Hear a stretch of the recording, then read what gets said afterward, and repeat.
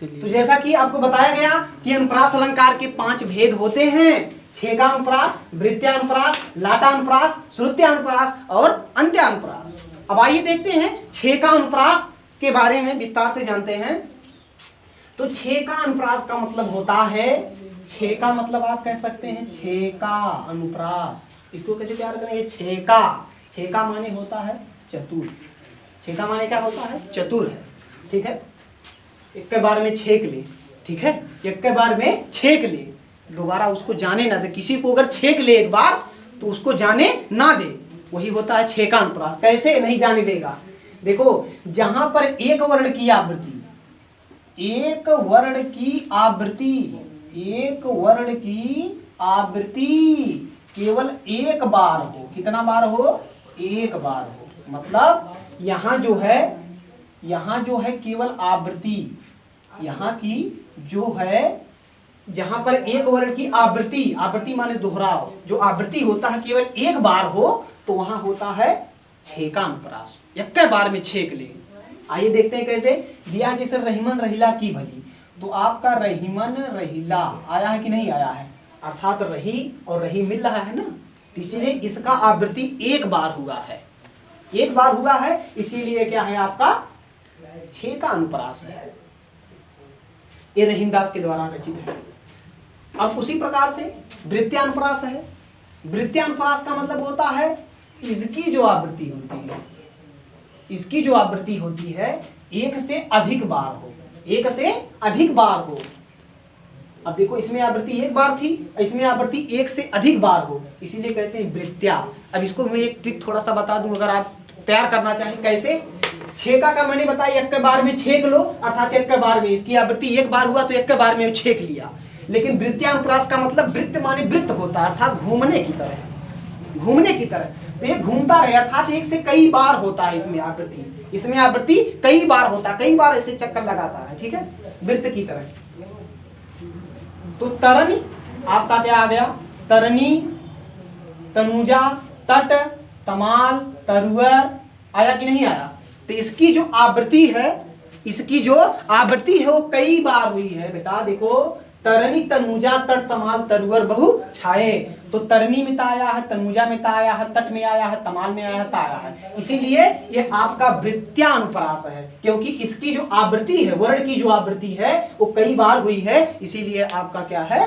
वृत्त्यानुप्रास है। यहाँ देखो, एक आवृत्ति, यहाँ एक आवृत्ति, दो आवृत्ति, तीन आवृत्ति, चार आवृत्ति, तो इसीलिए एक से अधिक बार हुआ है, इसीलिए आपका ये वृत्त्यानुप्रास है। तरन, तनुजा, तट, तमाल, तरुवर, बहु छाए। अक्सर ध्यान दीजिएगा आप सब लोग, अनुप्रास अलंकार को कहते हैं तो ऐसे लिख देते हैं, चार चंद की चंचल किरणें खेल रही है जलथल में, तरन, तनुजा, तट, तमाल, तरुवर, बहु छाए।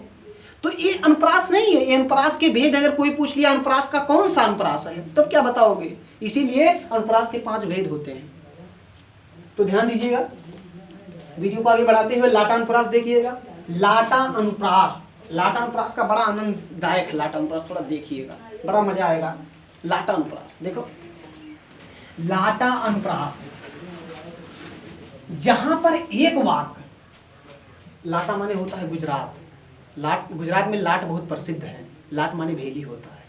ठीक है, तो जहां पर एक वाक्य दो या दो से अधिक बार, जहां पर एक वाक्य दो या दो से अधिक बार आए, जहां पर एक वाक्य दो या दो से अधिक बार आए, परंतु अन्वय,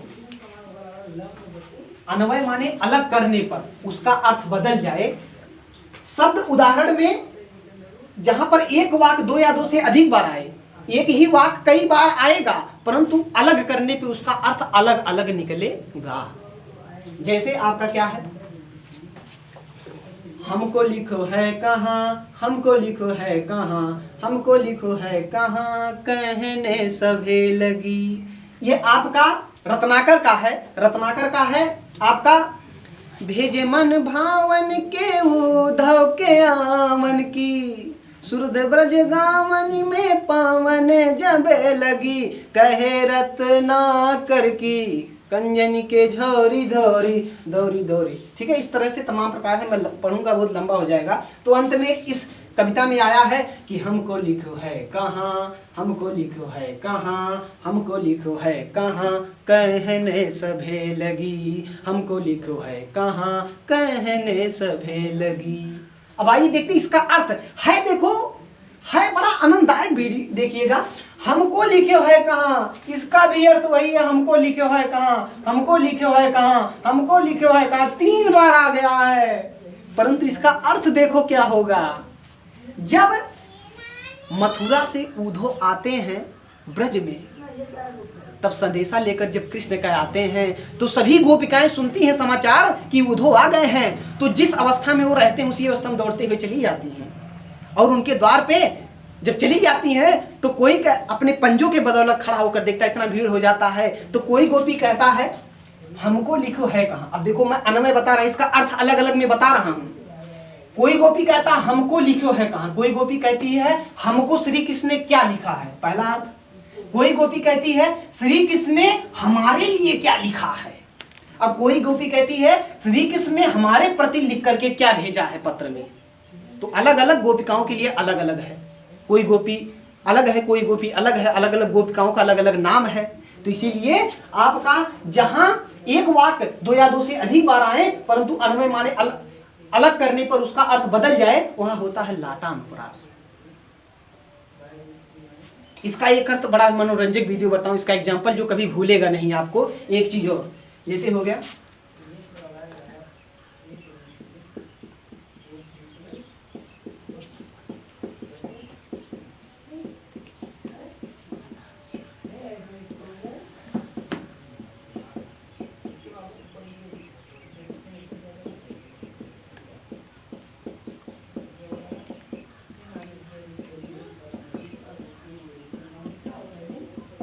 धीरे धीरे से मेरी जिंदगी में आना, धीरे धीरे से दिल को चुराना, तुमसे प्यार हुआ है कितना जाने जाना। तमाम सारी चीज़ें आप कह सकते हैं, मुझे शायद याद नहीं है, बच्चों का गीत है, सब तमाम प्रकार से गाते हैं। तो आप ध्यान दीजिएगा, धीरे धीरे से मेरी जिंदगी में आना, धीरे धीरे से दिल को चुराना। देखो एक बार कहा गया है धीरे धीरे से मेरी जिंदगी में आना, पहली बार धीरे धीरे से जिंदगी में आने के लिए कहा गया है और दूसरी बार धीरे धीरे से दिल को चुराने के लिए कहा गया है। इसीलिए आपका वाक्य 2 बार आया है परंतु इसका अर्थ अलग अलग है। अन्वय करने पे इसका अर्थ क्या है, अलग अलग है। इसीलिए आप ये उदाहरण बहुत जल्दी युवा लोग ज्यादा इसको पसंद करते हैं, धीरे धीरे से मेरी जिंदगी में आना, धीरे धीरे से दिल को चुराना। तो इसको आप एग्जाम्पल तैयार कर सकते हैं, इसको भी लिख सकते हैं, हमको लिखा है। बहुत सारे ऐसे एग्जाम्पल हैं, तो बहुत ज्यादा विस्तार नहीं बताना चाहेंगे। आइए देखते हैं वीडियो को आगे बढ़ाते हुए।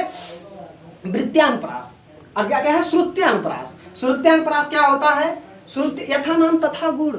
श्रुत्वा माने होता है सुनना, अर्थात सुनने में अनुप्रास, अर्थात शब्दों का अंतिम वर्ण समान हो उसे कहते हैं श्रुत्यानुप्रास। यथा नाम तथा गुण, श्रुत्या माने सुनने में अनुप्रास हो, अर्थात सुनने में अनुप्रास अर्थात शब्दों का अंतिम वर्ण समान हो, वहां क्या होता है सुनने। अब देखो ए शब्द है, ए शब्द है, ए शब्द है, ए शब्द है, शब्द है। अब इसका अंतिम वर्ण क्या है, यहाँ आपका ता है, यहाँ आपका ता है, यहाँ आपका ता है, यहाँ आपका ता है। अंतिम वर्ण समान है कि नहीं है। कहत नटत रीझत खिजत, इसका मैं पूरा आपको बता रहा हूँ। कब का समय है, किसके द्वारा कहा गया है, ये बिहारी के द्वारा रचित है। कहत नटत रीझत खिजत मिलत खिलत लजियात, कहत नटत रीझत खिजत मिलत खिलत लजियात, भरे भवन में करत है नैनन हूँ सो बात, भरे भवन में करत है नैनन हूँ सो बात। आइए देखते हैं इसका अर्थ क्या होगा कि कहत नटत रीझत खिजत मिलत खिलत लजियात। नायक ने नायिका से कहा मिलने के लिए, नायक ने नायिका से मिलने के लिए कहा। कहत माने कहा, नायक ने नायिका को मिलने के लिए कहा और नायिका मिलने से इनकार कर दी। नायिका मिलने से इनकार कर दी। तो कहत माने नायक ने कहा मिलने के लिए और नटत माने मना कर दी, नटत माने मना कर दिया था, नायिका मिलने से मना कर दी। तो रीझत जिसके कारण रीझ जाते हैं, जिसके कारण नायक रीझ जाता है, और खींचत तो फिर नायिका भी खींच जाती है। और मिलत जब दोनों लोग फिर आपस में मिलते हैं तो खिलत माने खिल जाते हैं, तो दोनों लोग खिल जाते हैं। और लज्जात परंतु लज्जा से डूब जाते हैं, खिलत लज्जात। और भरे भवन में, भरे माने भरे हुए, भवन माने घर में, अर्थात परिवार की उपस्थिति में, भरे भवन में करत है नयनन हुसो बात, परिवार की उपस्थिति में नेत्रों के माध्यम से इशारों में ही बात करते हैं। तो आपका ये क्या है, बिहारी के द्वारा लिखा गया है, जिसका अंतिम वर्ण क्या है आपका समान आए, वहां क्या होता है श्रुत्यानुप्रास होता है। उसके बाद है अंत्यानुप्रास, ये भी यथा नाम तथा गुण। अंत्या माने होता अंतिम में आया हुआ अनुप्रास, जिसका अंतिम में मतलब किसी भी वाक्य का अंतिम वर्ण, केवल अंतिम वर्ण जो मिले वो क्या होता है समान। जैसे आपका इसमें आपका क्या हर एक शब्द में था ना, हर एक शब्द में अर्थात हर एक शब्दों का, लेकिन इसमें हर एक शब्दों का नहीं है। अनुप्रास माने अंत में आया हुआ अनुप्रास, जहां पंक्तियों का अंतिम वर्ण, ये आपका पंक्ति हो गया। पंक्तियों का अंतिम वर्ण क्या है, अंतिम होता है हारा, इसमें भी आपका अंतिम वर्ण क्या है हारा। नाथ शंभु धन भंज निहारा, और वही है कोई इकदास तुम्हारा। इसीलिए आपका पंक्तियों का अंतिम वर्ण आपका हारा आया, इसमें भी हारा आया है, ठीक है। इसीलिए क्या है आपका अंत्यानुप्रास है। और इस ये तुलसी चालीसा में आप पढ़ेंगे, तुलसी चालीसा में आप इसको पढ़ेंगे, तुलसी चालीसा में, ठीक है, ये वहां तुलसी चालीसा लिया गया है। तो इसीलिए आपका पंक्तियों का अंतिम वर्ण क्या है समान, जहां हो उसे क्या कहते हैं अंत्यानुप्रास। एक चीज और यहाँ, इसे आप तुक अलंकार भी कह सकते हैं। तुक अलंकार इसलिए कहते हैं क्योंकि पहले पंक्ति का जो तुक है हारा, वो दूसरे पंक्ति से मिल रहा है, इसीलिए इस अंत्यानुप्रास को हम तुक अलंकार भी कहते हैं। तो आज के लिए बस इतना ही। आप सभी से मेरा निवेदन है कि अगर दोस्तों मेरे वीडियो अगर मेरा पसंद आया है मेरा वीडियो, तो सभी छात्र छात्राओं, सभी प्रतियोगी परीक्षा की तैयारी करने वाले सभी दोस्तों हमारे इस वीडियो को ज़्यादा से ज़्यादा सब्सक्राइब करें, लाइक करें और ज़्यादा से ज़्यादा शेयर करें। आप सभी को नमस्कार।